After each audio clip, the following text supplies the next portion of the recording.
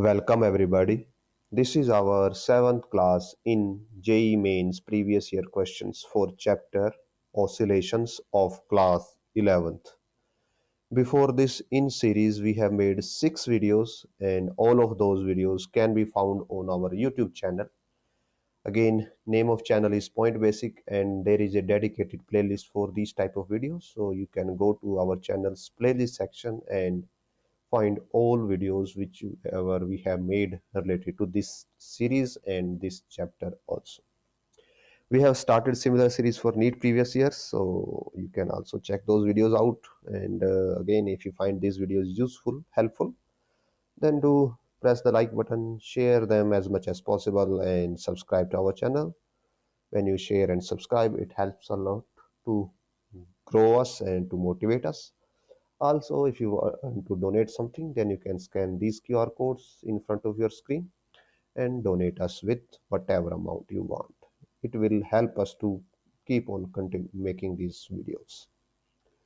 So with this, let's start today's video. In previous video, I think we have covered up to 58, question number 58 or something. Yes, this was the last question which we covered. Now we'll start with question number 59. So let me adjust slightly thickness and that goes in the side. Now, so ideal gas enclosed in vertical cylinder container supports a freely moving piston of mass m. The piston and the cylinder have equal cross section area. When the piston is in equilibrium, volume of gas is V naught and pressure is P naught. Piston is slightly displaced from equilibrium position and released. Assuming that the system is completely isolated from the surrounding, piston executes simple harmonic motion with frequency. So यहाँ पे as per जो हमें यहाँ पे main important point है जो question solve करते हैं हमें यूज करना है that system is completely isolated from surrounding. अगर जो हमारा सिस्टम है वो कंप्लीटली आइसोलेटेड है means delta Q is zero और जो प्रोसेस है हमारे पास इट इज एडियाबैटिक प्रोसेस. और जो एडियाबैटिक प्रोसेस होती है, एडियाबैटिक प्रोसेस का we know equation that P V gamma is equal to हमारे पास कांस्टेंट होता है. तो हम पी वी गामा कांस्टेंट का यूज करेंगे और ये बोला गया है कि पिस्टन को स्लाइटली आपने कंप्रेस कर दिया. तो अगर आप पिस्टन को स्लाइटली कंप्रेस करोगे तो वॉल्यूम में क्या चेंज आएगा, वॉल्यूम में स्लाइट चेंज आएगा डीवी का, और उसी चेंज को हम यहाँ पे यूज करेंगे कैलकुलेशन करने के लिए. सो फॉर दैट यहाँ पे क्या करते हैं, बेसिक फॉर्म कर लेते हैं कि सपोज कीजिए हम यहाँ पे जो जो पिस्टन है उसको वर्टिकल लेते हैं कि ये हमारा गैस का कंटेनर था और ये हमारा इसमें पिस्टन है. इनिशियल पोजीशन पे P naught V naught pressure और वॉल्यूम है. अब हम क्या करते हैं, पिस्टन को थोड़ा सा नीचे की तरफ कंप्रेस कर देते हैं. ये इसकी ओरिजिनल पोजीशन थी मान लो, और अब हम इसको थोड़ा नीचे की तरफ ले आए. तो इसको नीचे की तरफ लाने से क्या होगा, प्रेशर के अंदर स्लाइड चेंज आएगा जिसको हम बोल देते हैं डीपी. नोट सॉरी,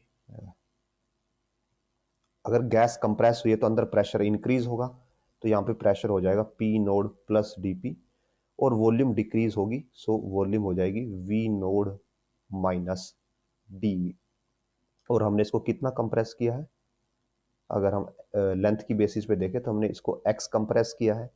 और ये यहाँ पे x क्यों ज़रूरी है, बिकॉज हम यहाँ पे क्या फॉर्म करना चाहते हैं, सिंपल हार्मोनिक इक्वेशन की सिंपल हार्मोनिक मोशन के लिए इक्वेशन फॉर्म करना चाहते हैं. और वह उसमें हमारे पास प्रोसेस होता है कि सबसे पहले हम फोर्स के लिए इक्वेशन बनाते हैं that force is equal to K X. यहाँ से हम के की वैल्यू निकालते हैं और फिर इसको पुट करते हैं के को ओमेगा बाय एम की फॉर्म में. तो ये हमारे पास बेसिक प्रोसेस होती है कोई भी एसएचएम को सॉल्व करने के लिए. तो हमें यहाँ पे भी वही करनी पड़ेगी. तो यहाँ पे भी हमें फोर्स की इक्वेशन बनानी पड़ेगी. और अगर हमारे पास एरिया हो, बिकॉज हमारे पास पिस्टन का एरिया मेंशन है ऑलरेडी यहाँ पे, जिसको हमें ए मेंशन है, तो जो रिस्टोरिंग फोर्स होगा, जो कि किसकी वजह से आएगा, इनिशियल में ये बैलेंस कंडीशन थी तो इसमें कोई रिस्टोरिंग फोर्स नहीं था, इसमें जो पिस्टन है उसको प्रेशर ने बैलेंस किया हुआ था। अब हमने थोड़ा सा इसको कंप्रेस कर दिया तो यहाँ पे स्लाइटली एक्सेस प्रेशर आ गया, उसकी वजह से क्या होगा, रिस्टोरिंग फोर्स बनेगा। तो रिस्टोरिंग फोर्स बन जाएगा, बिकॉज हम यहाँ पे फोर्स बना रहे हैं तो फोर्स होता है प्रेशर इंटू एरिया, और बिकॉज हमें ओनली रिस्टोरिंग बनाना है तो यहाँ पे जो प्रेशर का चेंज है वो डीपी है, और area A into pressure DP. So हम ये डीपी की वैल्यू फाइंड आउट करेंगे। नाउ आइदर आप पीवी गामा एक कांस्टेंट का डेरिवेटिव करके इसको ऐसे बना सकते हो that P gamma, not P gamma, P into gamma V gamma -1 dv plus V gamma dp, constant का डेरिवेटिव 0, या फिर आपको डायरेक्टली अगर स्लोप याद हो तो dp by dv is equal to minus gamma p by v होता है एडियाबैटिक प्रोसेस के लिए, और यहाँ से हम dp की वैल्यू लिख सकते हैं, it is minus gamma p into dv by v। So हमारे पास डीपी की फॉर्म में गामा आ गया, पी आ गया, और यहाँ पे साथ में वॉल्यूम आ रही है। अगर आप यहाँ पे देखते हो तो प्रेशर तो है हमारे पास आंसर्स में, जैसे इस आंसर में हमारे पास वॉल्यूम भी है, इसमें भी वॉल्यूम है। तो हम क्या करते हैं, हम यहाँ पे सब्स्टिट्यूशन की इक्वेशन सब्स्टिट्यूट करने की कोशिश करते हैं, बिकॉज हम यहाँ पे साथ में जब वैल्यू पुट करेंगे डीपी की तो डीपी की वैल्यू के अंदर एक्स भी होना चाहिए, सो दैट हम एक्स को एक्स कट करके के की वैल्यू फाइंड आउट कर सकें। तो इसके लिए हम क्या करते हैं, हमें ये पता है कि वॉल्यूम क्या होती है, एरिया इंटू लेंथ, और यहाँ से हम लिख सकते हैं इस पे अगर हम पार्शियल डेरिवेटिव करें इसका, that D V by D is equal to A delta L by L. Delta L क्या होगा, चेंज इन लेंथ, और चेंज इन लेंथ हमारे पास क्या है, X, so A X by original length, या हम बोल सकते हैं कि जो टोटल लेंथ थी। सो फ्रॉम दिस हमारे पास वैल्यू बन जाती है डीपी की, so DP is minus gamma P, DV by DV की वैल्यू हमारे पास आ जाती है ए एक्स बाय एल, और जो फोर्स है रिस्टोरिंग फोर्स यहाँ ऑलवेज नेगेटिव होता है, force is equal to minus K X, so minus K X is equal to area into D P, that is minus gamma P A X by L, और यहाँ पे हमारा x से x cancel हो जाएगा और माइनस माइनस कैंसिल हो जाएगा, और के की वैल्यू आ जाती है gamma P A square by L, I think, हाँ यहाँ पे ए नहीं आएगा, वाई, हमने एक स्लाइट मिस्टेक कर दी कि अगर आप वॉल्यूम का पार्शियल डेरिवेटिव कर रहे हो तो V D V is equal to A, यहाँ पे डी एल या डेल्टा एल बोल सकते हो, और फिर हम इसको वॉल्यूम से डिवाइड करते हैं तो D V by V is equal to A delta L by L आएगा। सो ए से ए कैंसिल हो जाता है, तो ये हमने मिस्टेक कर दी, तो यहाँ पे साथ में ए नहीं आएगा, सो ए स्क्वेयर नहीं होगा। So this is gamma P A by L, ये हमारे पास फोर्स कांस्टेंट आ जाता है। अब हम इस वैल्यू कंप्यूट कर सकते हैं, सो फ्रॉम दिस ओमेगा हो जाएगा under root K by M gamma P A L by M,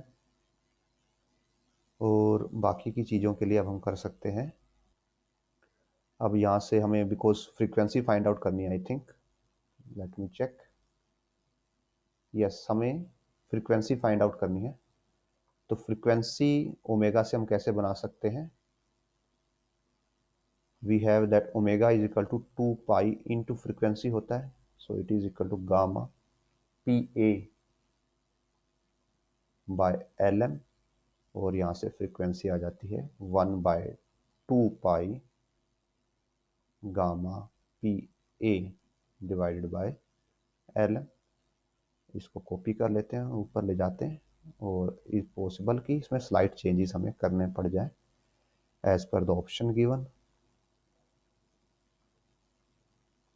सो ये हमारे ऑप्शंस हैं और जो हमने अभी सॉल्व किया है दिस इज जो हमने यहाँ पे सॉल्व किया है। तो first of all under root आ रहा है, तो ए और बी तो हमारे मैच नहीं कर रहे। जो सी और डी हैं दोनों में अंडर रूट है, और इसमें हमारा गामा नीचे है और हमारा गामा ऊपर है, सो ऑप्शन सी ही मैच करेगा। जस्ट यहाँ पे हमारा क्या है, एरिया स्क्वायर है और नीचे वॉल्यूम है, तो हम क्या करते हैं लेंथ को सब्स्टिट्यूट कर देते हैं। हमें ये पता है दैट जो वॉल्यूम है वो है एरिया इंटू लेंथ, और यहाँ से लेंथ आ जाती है volume divide by area. So frequency will become 1/2 pi gamma P A divide by V A into mass, ये ए ऊपर चला जाएगा, सो ये बन जाएगा as per this 1/2 pi as बाहर A square gamma P divide by V M. So option C है जो हमारा वो राइटफुली मैच हो जाएगा। आगे बढ़ते हैं नेक्स्ट क्वेश्चन की तरफ, और इसको स्लाइड में कर लेते हैं थोड़ा सा। Yes now okay. So a mass 1 kg put on flat pan attached to a vertical spring fixed on the ground. The mass of the spring and the pan is negligible. So ये इस pan का और spring का मास negligible है। When pressed slightly and released, the mass executes simple harmonic motion. Spring constant 500 Newton per meter है। What is the amplitude A of the motion so that M tends to get detached from the pan? कि जो आपका pan है वो D attach हो जाए इससे, मास से। तो वो कब पे ये सिनेरियो कब होगा, जब आपका स्प्रिंग अपनी मीन पोजीशन से हाइयर उस पे होगा। मीन सपोज कर लीजिए ये तो एज पर मेंशन ये हमारे पास इक्विलिब्रियम पोजीशन है। Let me take a screenshot और फिर हम आपको दिखाते हैं इसको। डिस्कॉपिट सपोज कीजिए ये हमारी मीन पोजीशन है। आफ्टर दैट हम इसको मीन पोजीशन से थोड़ा सा ऊपर लेके चले गए। Yes so here it is. ये हमारी पैन की या स्प्रिंग की आप बोल सकते हो कि मीन इक्विलिब्रियम पोजीशन थी, और हमने स्प्रिंग को थोड़ा सा ऊपर की तरफ स्ट्रेच कर दिया, तो ये हो गया स्प्रिंग का displacement from the mean position. अब जब स्प्रिंग अपनी मीन पोजीशन से ऊपर की तरफ है तो एज ए होल उसका जो एक्सेलरेशन है वो मीन पोजीशन की तरफ होता है, तो यानी कि यहाँ पे एक्सेलरेशन है जो स्प्रिंग का वो होगा डाउनवर्ड। और एक्सेलरेशन कितना होता है, omega square X, where X is the amplitude from distance from the mean position. और अगर आप मास की बात करें यहाँ पे ओनली मास के लिए देखें, तो जो मास है, मास को इधर बना लेते हैं अलग से। यहाँ पे जो ये पैन को टच कर रहा है तो इसके ऊपर यहाँ पे ऊपर की तरफ नॉर्मल रिएक्शन होगी और नीचे की तरफ इसका एम जी एक्ट कर रहा होगा, और एज ए होल इस पे जो फोर्स है वो डाउनवर्ड होगा बिकॉज ये अभी इसके साथ अटैच्ड है। और जो डाउनवर्ड फोर्स होगा that will be mass times this acceleration, because जो आपका मास है वो स्प्रिंग के साथ ऑसिलेट कर रहा है, तो इसका भी एक्सेलरेशन सेम रहेगा M omega square X. Now जब ये डी अटैच हो जाए, मतलब फर्स्ट ऑफ ऑल हम इसके लिए बेसिक इक्वेशन लिखते हैं। बेसिक इक्वेशन क्या हो जाएगी, इक्वेशन ऑफ मोशन स्प्रिंग के लिए M G minus N is equal to M omega square X. जब ये अपनी पोजीशन से डी अटैच हो जाएगा, यानी कि पैन से डी अटैच अलग हो जाएगा, तो नॉर्मल रिएक्शन क्या हो जाएगी, जीरो हो जाएगी। तो अगर नॉर्मल रिएक्शन जीरो हो जाती है तो M G is equal to M omega square X हो जाता है। एम से एम कैंसिल और यहाँ से एक्स की वैल्यू आ जाती है जी बाय ओमेगा स्क्वायर। जी की वैल्यू हमारे पास 10 है और ओमेगा हमें मेंशन नहीं है तो कैलकुलेट कर लेंगे। ओमेगा है हमारे पास होता है under root K by M. Spring constant is 500, mass is 1, so ये 25 देगा और ओमेगा स्क्वायर हो जाएगा अगेन 500। सो 1/50 और 1/50 is equal to 2 centimetre. Answer होगा जो कि ऑप्शन यहाँ पे बी आएगा। और एग्जैक्टली यहाँ पे अगर हमें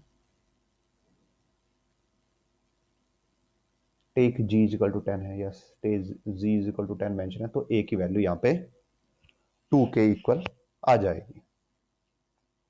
अगर जी हम 9.8 ले रहे होते तो उस सिनेरियो में ए की वैल्यू, ये ऑप्शन आंसर ये आता A is less than 2, because ये स्लाइटली लेस देन 2 होता। Now moving to next question. Two simple pendulums of length 1 meter and 4 meter respectively given small oscillations from their direction at the same instant. They will be again in phase after short pendulum has completed number of oscillations equal to. So हमें ये बताना है कि small oscillation देने के बाद वो सब ये दोनों एक दूसरे के साथ सेम फेज में कब होंगे। अब सेम फेज का मीनिंग क्या होगा? डेट सेम पोजीशन पे हो and moving in same direction हो, तभी हम उनको बोल सकते हैं कि वो सेम फेज में है। तो इसके लिए हम क्या करेंगे, इनके टाइम पीरियड्स को कंपेयर करेंगे और ये देखेंगे कि एक टाइम पीरियड में दूसरे वाला कितनी कंप्लीट ऑसिलेशन कर लेता है। तो हमें हमें ये ऐसा टाइम फाइंड आउट करना है जहाँ पे पहले वाला भी नंबर ऑफ ऑसिलेशंस कंप्लीट कर ले और दूसरे वाला भी नंबर ऑफ ऑसिलेशंस को कंप्लीट कर ले। सो पेंडुलम के लिए टाइम पीरियड होता है √2πL/g। सो यहाँ पे जो T1 हो जाएगा इट विल बी 2π, पहले वाले के लिए लेंथ 1/g है, सो 2π/√g। और जो T2 हो जाएगा T2 विल बी 2π/4/g, और ये बाहर आ जाएगा 4 का √2 और ये 2π√g। अगर हम इसको क्या बोल देते हैं, स्मॉल टी बोल देते हैं, तो this will be twice of small T, और T1 is equal to T and T2 is equal to 2t। यानी कि अगर आप उसको सेकंड्स में एग्जांपल लेना चाहें कि मान लो ये है 10 सेकंड, तो ये हो जाएगा 20 सेकंड। यानी कि जो आपका फर्स्ट पेंडुलम है वो 10 सेकंड में ओसिलेट करके अपनी मीन पोजीशन पे वापस आ जाता है, बट जो आपका सेकंड पेंडुलम है उसको अपनी मीन पोजीशन पे वापस आने में 20 सेकंड लगते हैं।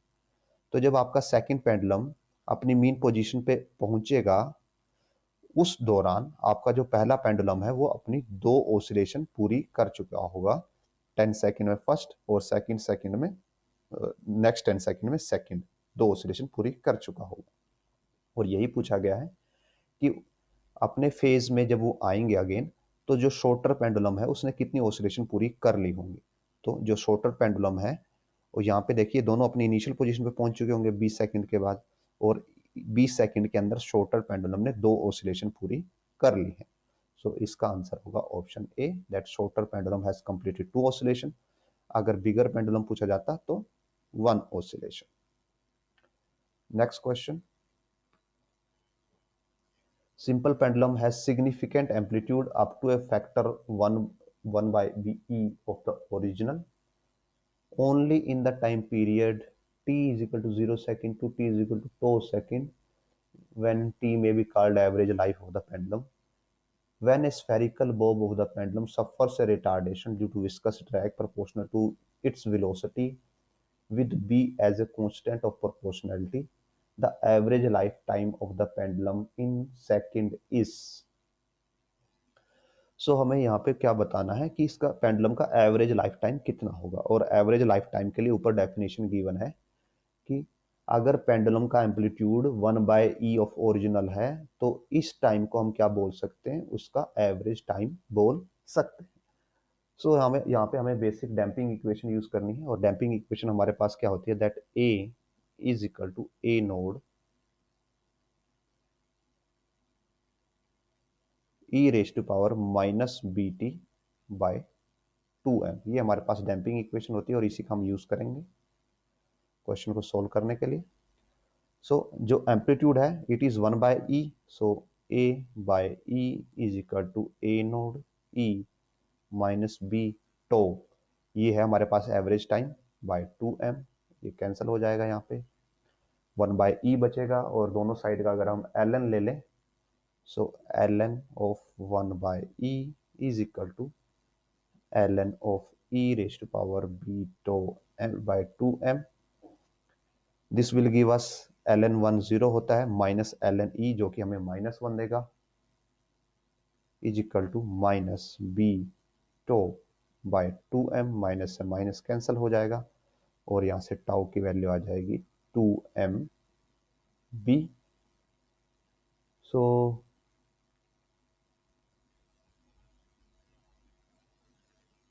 तो हमें ये बताना है कि जो टाइम है वो किसके प्रोपोर्शनल होगा। तो यहाँ से हम बोल सकते हैं कि जो टाइम है, अगर हम यहाँ पे यूनिट मास लेते हैं, तो टाइम, अगर हम यूनिट मास लेते हैं तो time is equal to 2b।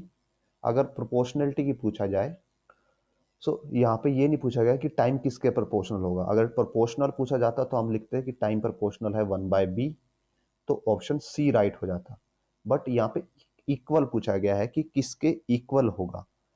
So equality find out करने के लिए एग्जैक्ट फॉर्मूला तो time is equal to 2m/b होगा, बट यहाँ पे m गिवन नहीं है। सो हम क्या करते हैं, मास को यूनिट मान लेते हैं। अगर यूनिट मास मानते हैं तो हमारा आंसर आ जाएगा 2/b, जो कि ऑप्शन डी है। So option D will be the right answer. Next question, ring is suspended from a point S on its rim as shown in the figure. When displaced from the equilibrium, it oscillates with time period of 1 second. Radius of the ring, तो हमें यहाँ पे ring की radius बतानी है। And इस type के questions को करने के लिए हमें यहाँ पे क्या करना पड़ेगा, हमें यहाँ पे टॉर्क वाला मेथड यूज करना पड़ेगा, या फिर let me slide it down slightly.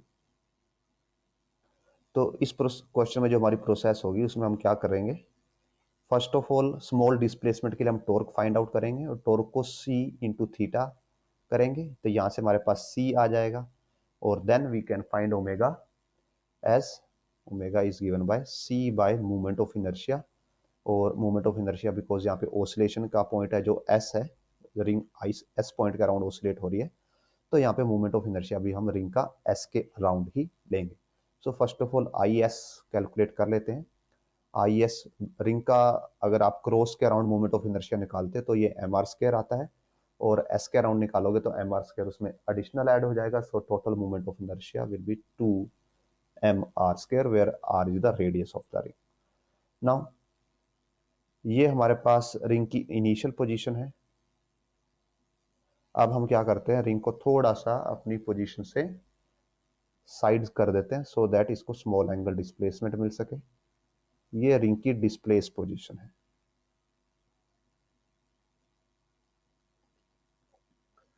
तो इसमें सिनेरियो में ये इनिशियल एक्सिस था रिंग का, और यहाँ पे ऐसे फाइनल एक्सिस होगा।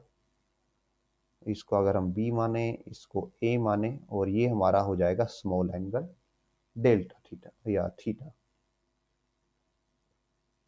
और जो ए और बी पॉइंट है ये रिंग के सेंटर ऑफ मास को रिप्रेजेंट करते हैं, और सेंटर ऑफ मास उसका ओरिजिन पे ही होता है। सो अगर हम इनको सेपरेटली ड्रॉ करें, this is theta, this is B, this is A. अब जो रिंग का मास है वो डाउनवर्ड एक्ट कर रहा होगा यहाँ पे, सेंटर ऑफ मास बिकॉज एक पॉइंट होता है, तो वैसे डाउनवर्ड एक्ट करेगा। और अब हम इसके कंपोनेंट्स बना सकते हैं। सो कंपोनेंट हो जाएंगे, बिकॉज हमें इस पॉइंट के अराउंड निकालनी है, ये पॉइंट एस है, हमें एस पॉइंट के अराउंड टॉर्क निकालनी है। तो हम यहाँ क्या करेंगे, जो एम जी है इसको दो कंपोनेंट में तोड़ देंगे, एक कंपोनेंट ऐसे जाएगा और एक कंपोनेंट ऐसे डाउनवर्ड होगा। दिस इज थीटा, तो ये भी थीटा ही होगा, तो ये कंपोनेंट हो जाएगा एम जी कोस थीटा, और ये कंपोनेंट हो जाएगा एम जी साइन थीटा। सो जो कोस कंपोनेंट है ये कोई टॉर्क प्रोड्यूस नहीं करेगा, तो यहाँ पे जो टॉर्क हो जाएगी, टॉर्क विल बी रेडियस, यानी कि ये डिस्टेंस कितना है सेंटर ऑफ मास का एस से, जो कि रेडियस के इक्वल ही होगा रिंग के केस में, तो R into M G into sine of theta. Now because जो यहाँ पे एंगल है वो बहुत स्मॉल है, मीन्स इन क्वेश्चंस में हम एंगल है जो ऑलरेडी वैसे स्मॉल लेते हैं, तो यहाँ पे हम स्मॉल एंगल अप्रोक्सीमेशन यूज करते हैं, और स्मॉल एंगल अप्रोक्सीमेशन में sine theta is equal to theta होता है। सो टॉर्क की वैल्यू आ जाती है R M G into theta, और अब हम इसको कंपेयर करते हैं torque is equal to C theta के, और यहाँ से सी की वैल्यू आ जाती है आर एम जी। अब ओमेगा निकाल सकते हैं यहाँ पे, so omega will be, C की वैल्यू है R M G divided by moment of inertia 2mr²। So ये r से r कैंसिल हो जाएगा, और यहाँ से ओमेगा की वैल्यू आ जाती है हमारे पास mg बाय 2mr। अब हमें इसका टाइम पीरियड गिवन है, दैट इज 1 सेकेंड, और ओमेगा को हम लिख सकते हैं 2π/t। So omega is equal to 2π/t, और जो t है, t की वैल्यू हमें गिवन है दैट इज 1 सेकेंड, t की टाइम पीरियड है और टाइम पीरियड 1 सेकेंड गिवन है। सो दोनों साइड का अगर स्क्वायर करते हैं हम, इसका और इसका, so it will be mg by 2mr is equal to 4π² into जो t है, t1 है, 1 का स्क्वायर 1 ही होगा, और हमें रेडियस निकालनी है, तो रेडियस हो जाएगी यहाँ से mg by 2π into 4π² is equal to radius. Again we made a mistake, हम यहाँ पे m को कट करना ही भूल गए, इन अटेंशनल ब्लाइंडनेस, यहाँ पे भी m कैंसिल होगा। सो इसको हम दोबारा से करते हैं सारे को। सो this will give us g/2r, यहाँ से g/2r बचता है अंडर रूट में, और यहाँ से ओनली 2π बचता है बिकॉज टाइम की वैल्यू 1 सेकेंड है। अब इसका स्क्वायर करते हैं, तो दोनों साइड का स्क्वायर करेंगे तो g/4r² बचता है हमारे पास, sorry not again, what is happening, g/2r होगा, और यहाँ पे बचेगा 4π²। नाउ यहाँ से r की वैल्यू आ जाएगी g/8πr² is equal to r। Okay, तो इसको कॉपी कर लेते हैं। Now let's go up, g को π² लेने के लिए बोला गया है, सो पेस्टिंग, g को बोला गया है कि π² लेना है, सो π²/8π² इज इक्वल टू r। ये कैंसिल हो जाते हैं और r की वैल्यू आती है 1/8, और 1/8 हमें देगा आई थिंक 0.125, और 0.13 हमारा आंसर आता है, और उसमें जो हमारा नियरेस्ट आंसर मैच करता है वो इसी के साथ मैच करता है, अदर कोई ऑप्शन नहीं है जो हमारा इसके नियरेस्ट हो। So this will be the right answer according to available options.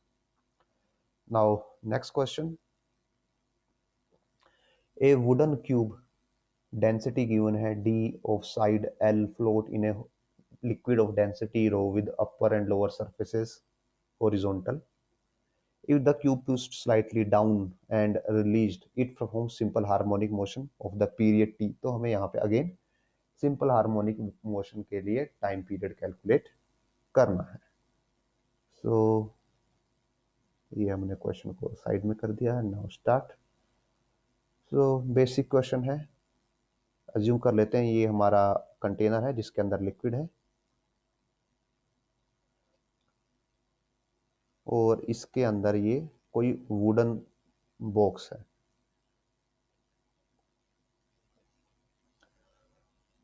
Total length हम इसकी L मान लेते हैं, उसका कुछ पोर्शन ऊपर है कुछ पोर्शन नीचे है, और ये अभी किस में है, इक्विलिब्रियम में है। इक्विलिब्रियम का मतलब जो अप थ्रस्ट है वो किसके इक्वल है, mass of, sorry not mass, weight of block, weight of box. तो ये हमारे पास इनिशियल सिनेरियो है। अब आप क्या करते हो, इसको x स्लाइटली नीचे की तरफ डिस्प्लेस करते हो, जब हम इसको x नीचे की तरफ डिस्प्लेस करते हैं तो जो अपथ्रस्ट है उसकी वैल्यू में थोड़ा सा चेंज आएगा, बिकॉज अपथ्रस्ट क्या होता है, वॉल्यूम इनसाइड, यानी कि लिक्विड के इनसाइड ऑब्जेक्ट की कितनी वॉल्यूम है into density of liquid into gravity. पहले सपोज कीजिए हमारे पास y वॉल्यूम थी, तो ये y लेंथ थी लिक्विड के अंदर, और वॉल्यूम हो जाएगी एरिया इनटू y। तो ये जस्ट क्या कर रही थी, वेट को बैलेंस कर रही थी। अब हमने थोड़ा सा स्लाइड डाउन किया इसको नीचे की तरफ, और लिक्विड के अंदर जो लेंथ हो गई वो y प्लस एक्स हो गई। तो जो एडिशनल x है ये क्या देगा हमें, रिस्टोरिंग फोर्स देगा। तो हम सिर्फ इस x के लिए कैलकुलेशन करेंगे, बिकॉज बाकी का तो क्या है, वेट को बैलेंस करता है। So restoring force will be, और ये नेगेटिव होगा सेंटर की तरफ, सो माइनस किसकी वजह से आ रहा है, x की वजह से, और वॉल्यूम होती है तो यहाँ पे एरिया से मल्टीप्लाई करना पड़ेगा, x into area into density of liquid. Liquid की डेंसिटी हमारे पास है रो, तो उसको हम रो ही यूज करेंगे, इंटू ग्रेविटी। और रिस्टोरिंग फोर्स किसके इक्वल होता है, माइनस के एक्स के।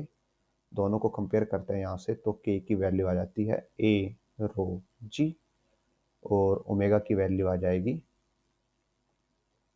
के by M, so A rho G bye M. Now अब हमें यहाँ पे जो m है इसको सब्स्टिट्यूट करना होगा। तो जो ब्लॉक है वो लकड़ी का बना हुआ है और उसकी डेंसिटी हमारे पास d है, तो डेंसिटी होती है मास बाय वॉल्यूम। ब्लॉक की डेंसिटी d है, उसका मास m है, और उसकी वॉल्यूम हो जाएगी उसका एरिया इंटू टोटल लेंथ जो कि l है।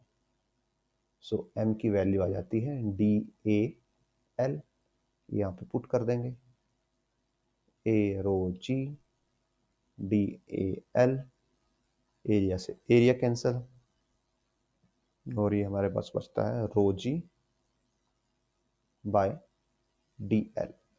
दिस इज ओमेगा, और हमें यहाँ पे टाइम पीरियड फाइंड आउट करना है। So omega is 2 pi by T, so 2 pi T is equal to rho G by DL, और यहाँ से टाइम पीरियड आ जाता है 2 पाई DL बाय रो जी। कॉपी कर लेते हैं,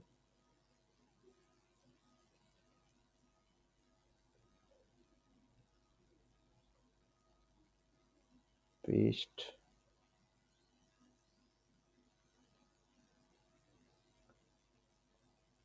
so here it is DL रो जी और साथ में 2 पाई। सो जो ऑप्शन ए है हमारा, that will be the right answer. आगे बढ़ते हैं नेक्स्ट क्वेश्चन की तरफ।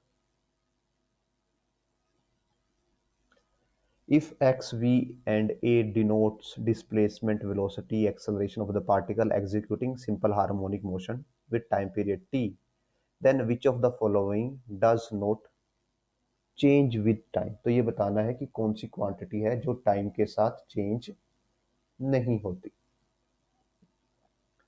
नाउ x डिस्प्लेसमेंट है, v वेलोसिटी है, एंड a हमारा एक्सेलरेशन है। सो एक्सेलरेशन हमारे पास होता है minus omega square X. Now time के साथ हमारे पास क्या चेंज नहीं होगा, कि हमें कोई कांस्टेंट वैल्यू बनानी पड़ेगी जो टाइम के साथ चेंज ना हो। सो हमें यहाँ पे एक कांस्टेंट वैल्यू बनानी होगी। So what we do, a by X is equal to minus omega square, और ओमेगा होता है हमारे पास 2 pi by T. So T अगर ओमेगा की वैल्यू यहाँ पे पुट कर दें हम, so A X is equal to minus 4 pi square by T square. Now यहाँ पे एस एच एम है, उसका टाइम पीरियड टी है, यानी कि टी फिक्स है ऑलरेडी, तो टी भी कांस्टेंट है, 4 पाई तो ऑलरेडी कांस्टेंट है, तो हमारा ए बाय एक्स कांस्टेंट हो जाता है। बट ए बाय एक्स यहाँ पे ऑप्शन में नहीं है, बट आप ये देख सकते हैं कि ए टी बाय एक्स है, टाइम से मल्टीप्लाइड है, तो यहाँ से एक टाइम अगर इधर ले आए हम, A T by X equal to minus 4 pi square by T, तो यहाँ पे टी ऑलरेडी कांस्टेंट था, तो ये फिर से कांस्टेंट ही रहेगी क्वांटिटी, और ये भी कांस्टेंट रहेगी। अगर कांस्टेंट रहेगी तो टाइम के साथ नहीं बदलेगी। सो जो ऑप्शन ए है that will fit our answer. Next question. Two springs of force constant K1, K2 are connected to a mass m as shown. Frequency of oscillation of the mass is f. If both K1, K2 made 4 times their original value, frequency of oscillation becomes. तो हमें ये बताना है कि अगर K1, K2 को हम 4 times कर दे तो फ्रीक्वेंसी ऑफ ऑसिलेशन के साथ क्या होगा. नाउ फर्स्ट ऑफ ऑल, ये जो हमारे पास कॉन्फ़िगरेशन है ये पैरेलल कॉन्फ़िगरेशन है स्प्रिंग्स के लिए, और पैरेलल कॉन्फ़िगरेशन में स्प्रिंग कांस्टेंट ऐड हो जाते हैं. तो यहाँ पे जो ओमेगा है, omega initial will be K1 plus K2 by mass, और ओमेगा होता है 2 pi into frequency. So frequency initial equals to K1 plus K2 by m, और यहाँ से एफ आई यानी कि इनिशियल फ्रिक्वेंसी की वैल्यू आ जाती है 1/2 pi under root K1 K2 by m. Now दोनों को 4 टाइम्स कर दिया गया, सो फ्रिक्वेंसी फाइनल जस्ट यहाँ पे 4 आ जाएगा दोनों में. So 1/2 pi 4K1 plus 4K2 by m. ये 4 बाहर आएगा और अंडर बाहर आके √2 में कन्वर्ट हो जाएगा. So final frequency is twice of initial frequency, and हमें frequency of oscillation becomes, so option A यही बताना है कि फाइनल फ्रीक्वेंसी क्या हो जाएगी. So final frequency is double, so 2f will be the right answer. Next question. Displacement of an object attach to a spring and executing simple harmonic motion. x की वैल्यू हमें गिवन है 2 into 10⁻⁻² कोस pi T. तो यहाँ पे ये amplitude है और ये ओमेगा टी है, यानी कि omega is pi. Time at which maximum speed first occurs. तो ये बताना है कि मैक्सिमम स्पीड कब होगी सबसे पहले. सो हम क्या करते हैं, मैक्सिमम स्पीड फाइंड आउट करने के लिए सबसे पहले वेलोसिटी के लिए इक्वेशन बनाएंगे और फिर उसको मैक्सिमाइज करेंगे. सो वेलोसिटी होती है given by dx by dt.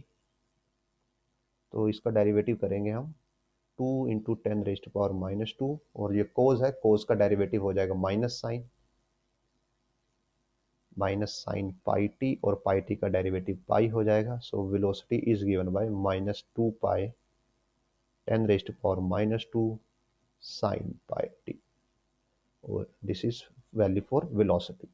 अब हमें कभी भी किसी फंक्शन को मैक्सिमाइज या मिनिमाइज करना हो तो व्हाट वी डू, हम डेरिवेटिव करते हैं उसको मैक्सिमाइज करने के लिए या मिनिमाइज करने के लिए.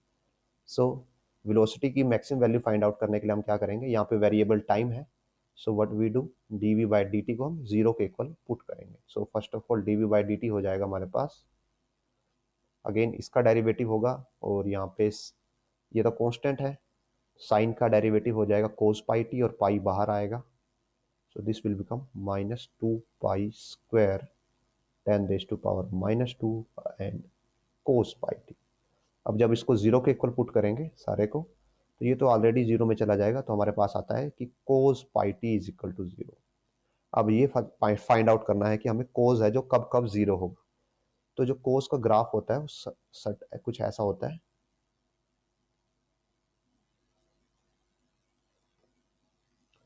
तो जो कोस है वो 90 पे 0 होता है, 180 पे -1, फिर 270 पे 0 होता है, या आप इसको बोल सकते हैं कि π/2 पे 0 होता है, उसके बाद 3π/2 पे 0 होता है, उसके बाद 5π/2 पे 0 होता है.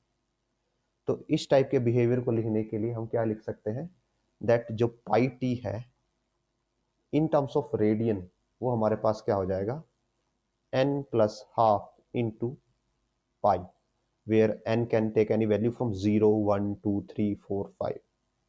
ओके, और यहाँ से हमारे पास t की वैल्यू आ जाती है n plus half.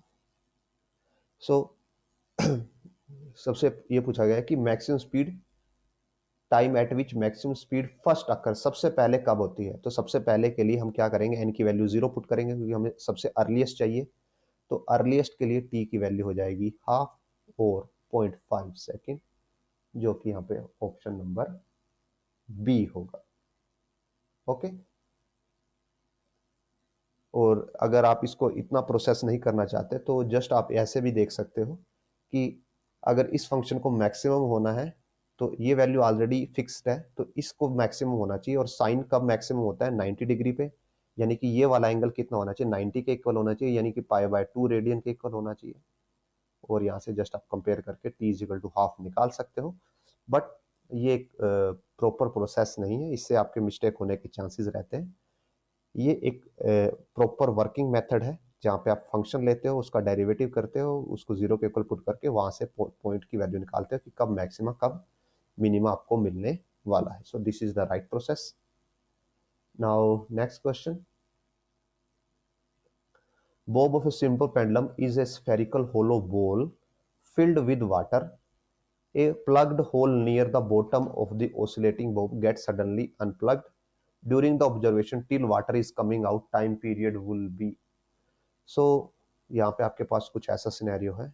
Let me draw it. कि एक ये थ्रेड है जो पेंडुलम को होल्ड करती है और ये पेंडुलम है, और पेंडुलम के अंदर यहाँ पे वाटर भरा हुआ है, पानी भरा हुआ है, और नीचे से एक होल होता है और होल से पानी बाहर आने लगता है। तो हमें ये बताना है कि टाइम पीरियड पे क्या इफेक्ट पड़ेगा। सो टाइम पीरियड हमारे पास होता है 2π√L/g, और ये जो L है ये लेंथ ऑफ पेंडुलम होती है। अब मोस्टली लेंथ ऑफ पेंडुलम को ये मान लिया जाता है कि ये लेंथ ऑफ पेंडुलम है, तो एक्चुअली ये लेंथ ऑफ पेंडुलम नहीं होती। लेंथ ऑफ पेंडुलम होती है कि जहाँ पे से आपको पेंडुलम को हैंग किया गया, यानी कि पॉइंट O, और वहां पे नीचे जहाँ पे पेंडुलम का सेंटर ऑफ मास है, यानी कि ये पॉइंट P। सो ये होती है actual length.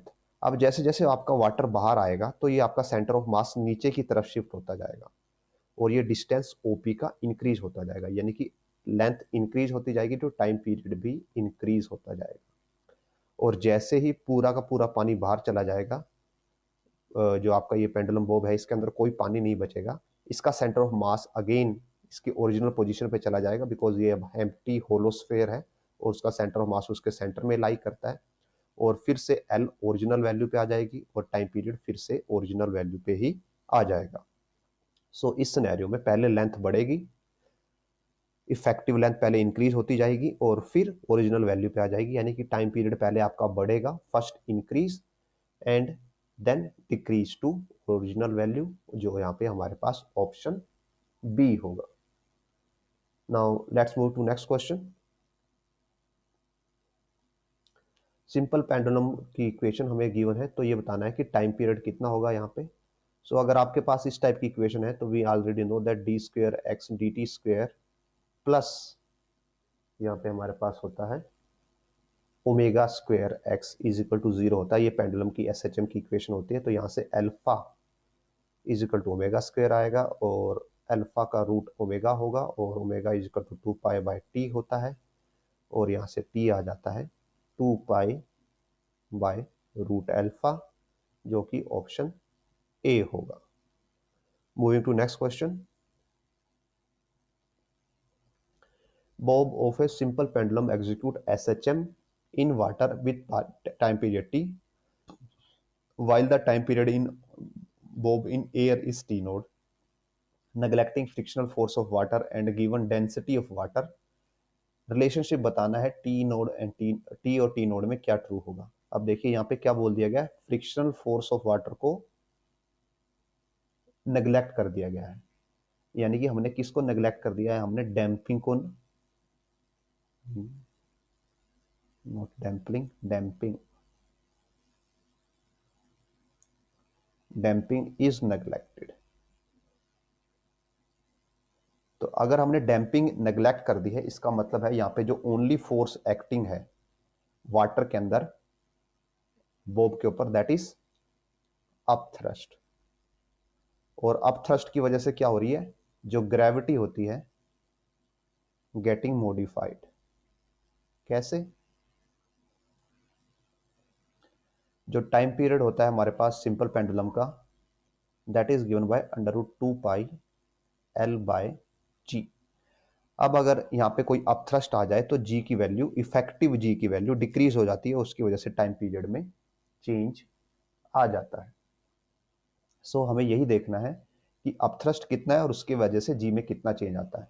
So first of all air के लिए तो ये हो जाएगा टी नोड, और जिसकी वैल्यू एज इट इज रहेगी, बिकॉज एयर में अपथ्रस्ट नहीं लिया जाता, बिकॉज एयर की डेंसिटी बहुत वीक होती है, तो वहां पे अपथ्रस्ट को इग्नोर करते हैं। नाउ फॉर लिक्विड, लिक्विड के लिए अपथ्रस्ट हो जाएगा, it will B volume of the Bob into density of liquid into gravity. Now जो बोब है, बोब की वॉल्यूम को क्या लिख सकते हैं, mass by density. So mass will be m, and जो बोब की डेंसिटी हमें गिवन है 4/3 इंटू 1000 का क्यूब, सो 4/3 इंटू 1000, और लिक्विड वाटर है ऑलरेडी, और वाटर की डेंसिटी 1000 ही होती है into gravity.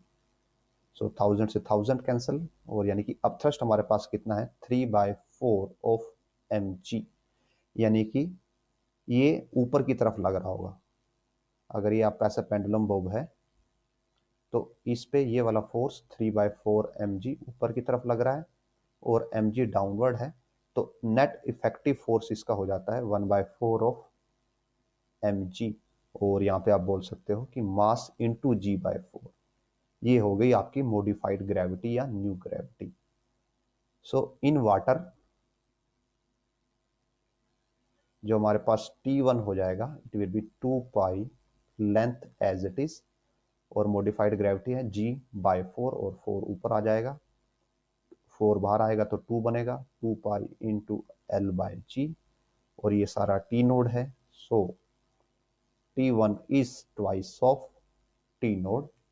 This will be the relation final, and here it is, जो ऑप्शन हमारा A है, that will be the right answer। आगे बढ़ते हैं नेक्स्ट क्वेश्चन की तरफ। A particle at the end of a spring execute SHM with a time period T1, while the corresponding period for another spring is T2, period of oscillation when two springs in series। अगर दोनों spring को series में connect कर दिया जाए तो हमें बताना है कि पीरियड ऑफ ऑसिलेशन का क्या रिलेशन होगा। नाउ हमें ये पता है कि जब दोनों स्प्रिंग्स को सीरीज में कनेक्ट करते हैं तो हमारे पास जो इफेक्टिव स्प्रिंग कांस्टेंट है उसके लिए रिलेशन होता है दैट 1/k, ये कंबाइंड कांस्टेंट होगा, is equal to 1/k1 plus 1/k2। So हम जस्ट k की वैल्यू निकालेंगे और यहाँ पे पुट कर देंगे, और हम टाइम की फॉर्म में निकालेंगे। So omega is equal to √k/m होता है, और ओमेगा होता है 2 pi is equal to k/m। Square करते हैं, so 4 pi / t² is equal to k/m, और यहाँ से k की वैल्यू आ जाती है m, 4 पाई² / t²। अब ये हमारा सीरीज का स्प्रिंग कांस्टेंट है और ये इंडिविजुअल स्प्रिंग कांस्टेंट है। तो जब हम दोनों को यहाँ पे ऐड कर दिया तो सीरीज में भी कोई एक इफेक्टिव स्प्रिंग कांस्टेंट होगा और उसके लिए एक इफेक्टिव टाइम पीरियड होगा, तो वो यहीं से आएगा। सो k 1/ks हो जाएगा, t series square by mass as it is है by 4 pi equal to 1/k1 हो जाएगा t1 का square into m 4 pi plus t2 का स्क्वायर m 4 पाई²। अब m 4 पाई r² सब में कॉमन है तो ये कैंसिल ही हो जाएगा। सो ts का square is equal to t1 का स्क्वायर प्लस t2 का square. Here it is option B will be the right answer. आगे बढ़ते हैं नेक्स्ट क्वेश्चन की तरफ। Mass m is suspended from a spring of negligible mass. The spring is pulled a little and then released so that mass execute SHM. If the mass is increased by small m, time period is 5 pi/3, then the ratio हमें बताना है यहाँ पे। So let's do it.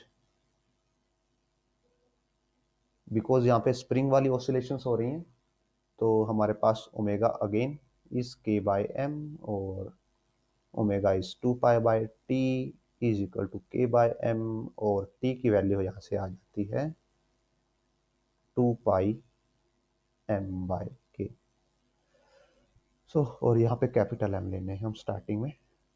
जब mass capital M था तो time period T था, और 5/3 हो जाता है जब मास हो जाता है हमारा capital M plus small M by spring constant as it is रहता है। तो दोनों को डिवाइड कर देते हैं, 5/3 आ जाएगा हमारे पास root M plus small M divide by capital M, squaring both sides 25/9 is equal to M by M one और small M by capital M. यहाँ से सब्ट्रैक्ट कर देंगे तो ये देगा 16/9 is equal to small M by capital M, जो कि ऑप्शन सी होगा। Moving to next question. The length of simple pendulum execute simple harmonic motion increase by 21%। तो यहाँ पे देखिए जो लेंथ का 21% का इंक्रीज हुआ है यहाँ पे, और ये 21% जो अप्रिशिएबल चेंज है। Percentage increase in the time period of the pendulum, तो टाइम हमारे पास time period of the pendulum में हमें इंक्रीज बताना है। नाउ बिकॉज जो 21% का इंक्रीज है ये ऑलमोस्ट एज पे है, कि आप यहाँ पे एरर एनालिसिस के अंडर जो आंसर निकालोगे वो आपको गलत आइडिया दे सकता है। और यहाँ पे देखिए आपके जो दो ऑप्शन है दोनों एक दूसरे के नियर बाय हैं, तो आप यहाँ पे एरर एनालिसिस का यूज नहीं करोगे। अगर ये एरर सपोज कीजिए 2% या 3% होता या चेंज, तो आप एरर एनालिसिस का यूज कर सकते थे, या फिर आपके ऑप्शंस में डिफरेंस बहुत ज्यादा होता तब आप एरर एनालिसिस यूज कर सकते थे। बट अभी आपके ऑप्शन बिल्कुल नियर बाय हैं, सो व्हाट वी डू, हम प्रॉपर मेथड का यूज करेंगे कि आपका ओरिजिनल टाइम पीरियड था 2 पाई L/G, और जो आपका न्यू टाइम पीरियड हो जाता है T dash, it will be 2 pi, length आपकी 21% से इंक्रीज हो गई है, so it will be 1.21 L into G. Now delta T, और that is equal to T dash minus T will be 2 pi, तो कॉमन रहेगा यहाँ पे, रूट एल भी कॉमन आ जाएगा, और ये अंदर आएगा 1.21 माइनस रूट 1। एंड ये वैल्यू हमारे पास किसकी है, टी की वैल्यू है।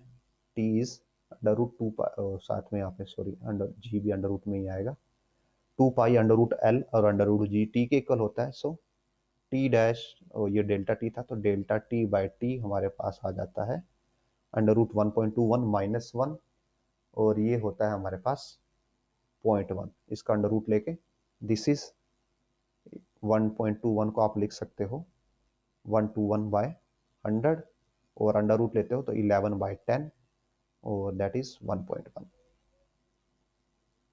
सो 1.1 माइनस 1.1, और परसेंटेज में कन्वर्ट कर देंगे इसको तो ये हो जाएगा 10%। So option D will be the right answer.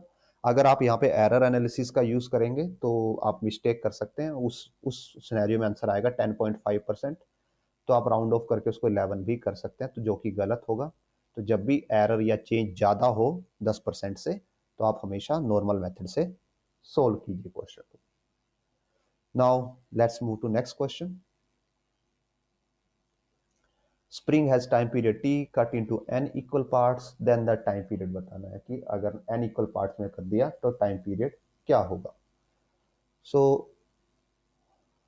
जो हमारी न्यू लेंथ है that will be nth part of the old length, और हमें ये पता है कि स्प्रिंग के लिए जो के एक्स है वो क्या रहता है, कांस्टेंट रहता है। यानी कि ओल्ड स्प्रिंग के लिए स्प्रिंग कांस्टेंट के था, लेंथ एल थी, न्यू के लिए के डैश हो जाता है और लेंथ एल बाय एन हो जाती है। सो जो न्यू स्प्रिंग कांस्टेंट हो जाएगा it will be N times के ऑफ, यानी कि N times old spring constant.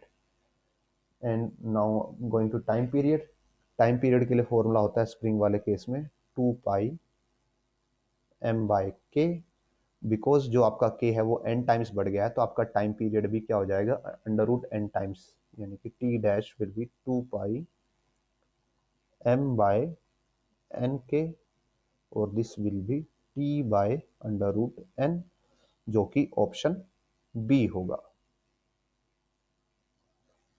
Now let's do one more question. So a child swinging on a swing in sitting position stands up. Then the time period of the swing will increase or decrease. Now जो swing है आपकी वो किसकी तरह काम करती है? As a pendulum Bob की तरह काम करती है, और इसका टाइम पीरियड दिया जाता है √2π L/g से। और यहाँ पे L क्या होती है? लेंथ ऑफ द पेंडुलम होती है from the centre of mass. Now suppose कीजिए यहाँ पे चाइल्ड पहले बैठा हुआ था और बाद में वो चाइल्ड इसके ऊपर स्टैंड अप कर जाता है। अब वो चाइल्ड यहाँ पे स्टैंड अप कर गया, तो जो सेंटर ऑफ मास है वो ऊपर की तरफ शिफ्ट हो जाएगा, यानी कि इफेक्टिव लेंथ है जो वो डिक्रीज हो जाएगी। और अगर एल डिक्रीज होती है तो टाइम पीरियड भी डिक्रीज हो जाएगा। सो time will decrease. And with this, इस वीडियो को हम यहीं पे एंड करते हैं। होपफुली जो हमने यहाँ पे कवर किया है वो आपके लिए अंडरस्टैंडेबल रहा होगा। अगेन, अगर आपके कुछ डाउट्स हैं या सजेशन है, आप कमेंट सेक्शन में डाल सकते हैं। I will try to answer them. And अगर वीडियो पसंद आए तो लाइक कीजिए, शेयर कीजिए, चैनल को सब्सक्राइब कीजिए। Also if possible do make some donation. इससे हमें सीरीज़ को कंटिन्यू करने में मदद मिलती है। Again thanks for watching and we will meet in next video.